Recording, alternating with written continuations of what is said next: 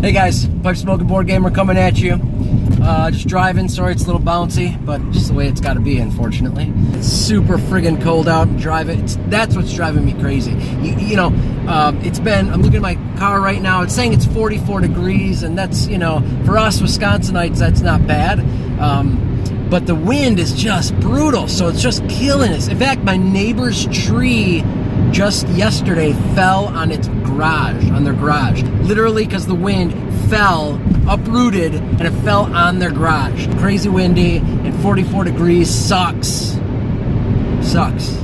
And it's overcast, and again, that wind, it's killing me. Anywho, one thing that we have been doing is watching Quibi. I don't know if you have seen it. I'm sure you've seen the ads. They're all over the place. It's an app, actually, that you download on your phone, and it's very interesting. It's similar to Netflix and or Hulu, where you pay a monthly subscription. It's $4.99 a month with ads, or $7.99 a month without the ads. Right now I'm doing my 1 month free trial. Yeah, we watched a few different shows on it, and the interesting thing about Quibi is that all of the episodes is all original content, all with new named stars, like Hollywood stars that they got to be in these short little movies or TV shows. And the interesting thing is, not even a TV show. It doesn't go on your TV. I tried streaming it. It won't stream on my TV. This was pretty cool. This is what made it kind of worth it, is we haven't done this for a while. We laid on the couch side by side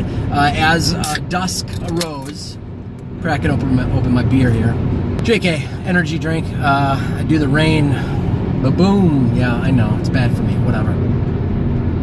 These episodes, these shows on Quibi are short little snippet shows. Again, original content, Hollywood stars. The production value is incredible. It's just like a regular television show that you would watch on Netflix or TV or what have you. One that I will determine if I actually continue with Quibi after my 1 month free trial, and that is, I'll let you know at the end of the video, let you know which show is the best Quibi show that I've found thus far. We tried the Chris Hemsworth, is that his name? Thor's brother. I think it's called Hunt, or The Hunted, or Hunting, or Hunt, or I don't know. Anyhow, it's about, he's down on his luck, he's a father, I think he has cancer, he's dying, and he needs money for his wife and his unborn child, of course, right? The guy, I can't remember his name, he hires, Hemsworth to hunt him. So he's got some business where these extremely wealthy people, men I'd imagine, pay money to hunt human beings. We've seen this before, right? We've seen this before. We watched, I think, 2 episodes, and they're short. They're like 10-15 minutes long. That's what Quibi is. They're 10-15 minute long episodes. They fluctuate a little bit, but that's their primary time frame, if you will. So they're very short episodes, and they come out daily or weekly or something like that to kind of keep you going. You can't just Netflix binge them all at once. You do have to come back the next day and watch, which I don't know if I feel like I like that or not, but I think that's a marketing thing where that's going to keep you with your monthly subscription going. I think that's the reason for that. We watched 2 episodes of Hunt and The Hunt, whatever, Chris Hemsworth, and it was so-so. It was okay, not worth $4.99 a month to see what happens. In fact, we stopped watching it after 2 episodes. I will go back. I don't know if Mary will. I'll go back and start watching the rest, and I'll get back to you, let you know how it pans out. But 2 episodes in, and kind of lame. We did watch something called Aqua Donkeys. Wow, that was interesting. We watched a few episodes of that. Seems like dry British stoner humor to me. It's not British. I don't know if they're stoners. It's definitely dry, even though they are pool guys, so not, I guess, wet, dry comedy. I don't know. It's pretty damn funny, actually. And the third one, I am going to say, even though we watched a couple more, the last one, this is the one that I will actually most likely keep the subscription to see what happens, is The Dummy. I'm not a fan of the girl, the main character, who, again, I can't remember her name. I'm going to put her picture up here.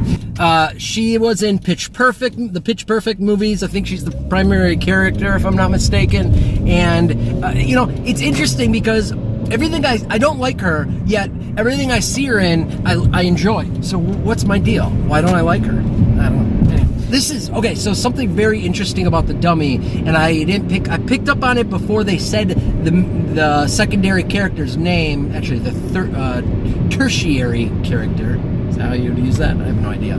Dan Harmon. And it's, I believe, if I'm not mistaken, and I have to do some research on this, but this is what I'm gathering, is that his ex-girlfriend, Dan Harmon's ex-girlfriend, in real life, wrote and produced this show. Correct me if I'm wrong in the comments below, but that's what I believe is going on. And it's about her life with Dan Harmon. And you'll hear, if you watch the shows, at some point I believe they say Dan Harmon, although they say the last name definitely, his name is Dan, and I believe they say Harmon somewhere in there, but not until like the third or fourth episode. And prior to that, though, they talk about Rick and Morty, and they talk about him going and apologizing for his Me Too, the Me Too apology that he did. I didn't read it, I didn't hear it, I didn't listen to it, even though I am a big Dan Harmon fan, so I don't know much about it, but they reference that in the television, or in the Quibi episode as well, and it's interesting. So anyhow, Dan Harmon has a sex doll.